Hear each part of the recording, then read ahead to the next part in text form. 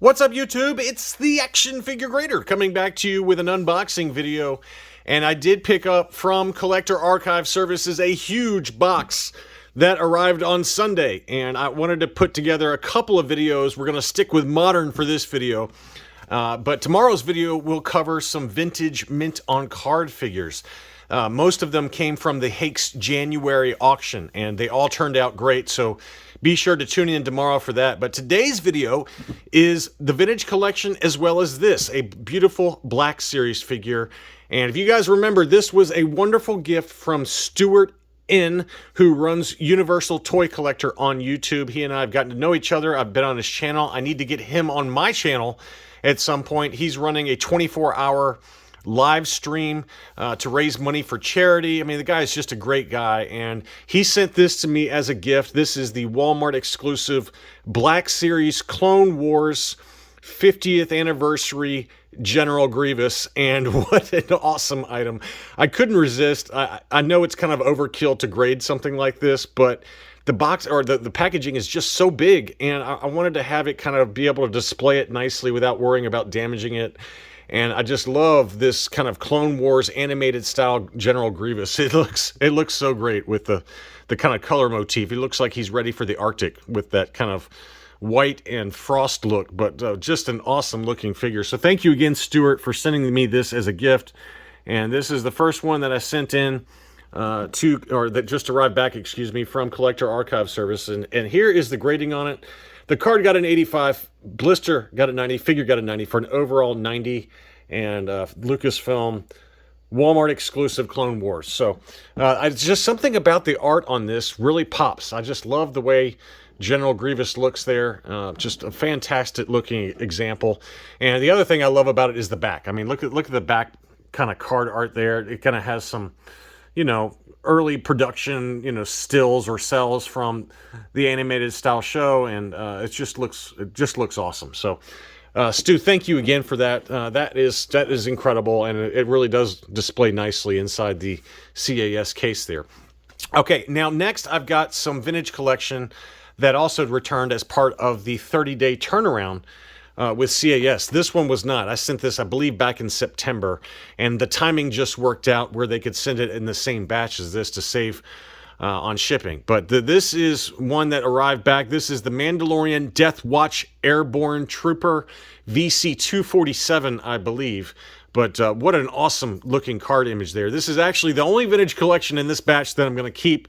The rest are going, they were either purchased or claimed by family, I wanted to at least make sure to get this one out. I did pull a couple of the others out of the poly bag, but some of them I'm going to leave in since they're no longer mine. But look at this awesome Airborne Trooper. It just really timed nicely with the Season 3 arrival of The Mandalorian. Episode 1 was, it was okay, I guess. It kept my interest anyway.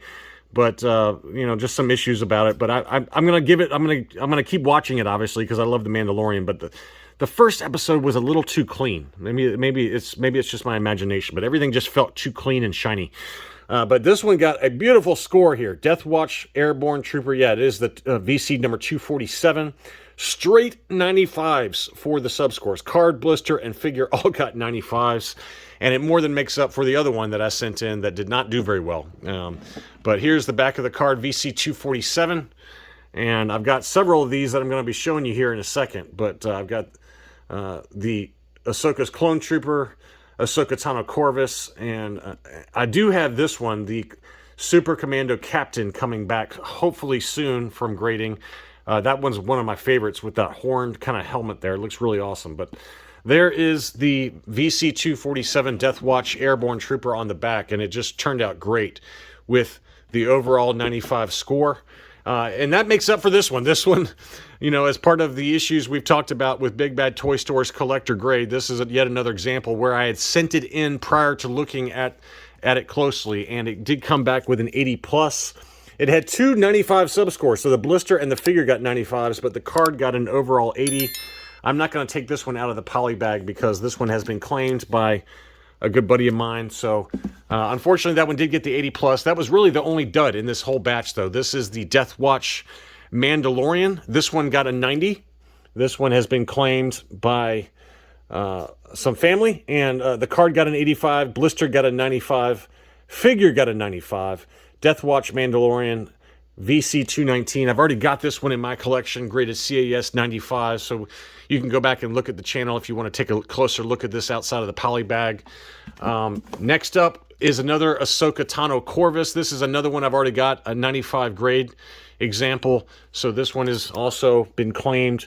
The card got a 95, blister 90, figure 95 for an overall 95. So for the most part, a lot of the Big Bad Toy Store collector grade turned out great. It seems like in every batch, only one of them turns out poorly. Now this one I'm not keeping, but I had to at least show it. There's something about this card back that is just awesome. I don't know. Lando Calrissian from Battlefront 2, a gaming greats example. He's got the very fly disco shirt going on, along with kind of a tie or a scarf. But, you know, I know this is not everyone's favorite, but I really love this. Everything about it really pops. And I wish I could keep it, but I've got to pay for some of these grading costs. So this one is going off to a new home.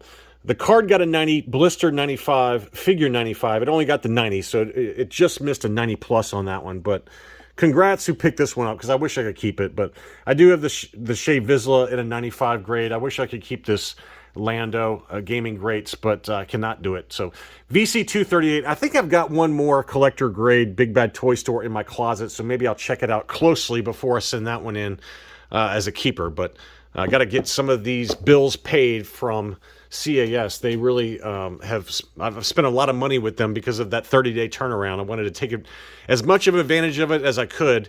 And then this is the 332nd Ahsoka's Clone Trooper, another awesome card image. And this one also turned out swimmingly. Card got a 90, blistered 95, figure 95 for the overall 95, or excuse me, 90 plus.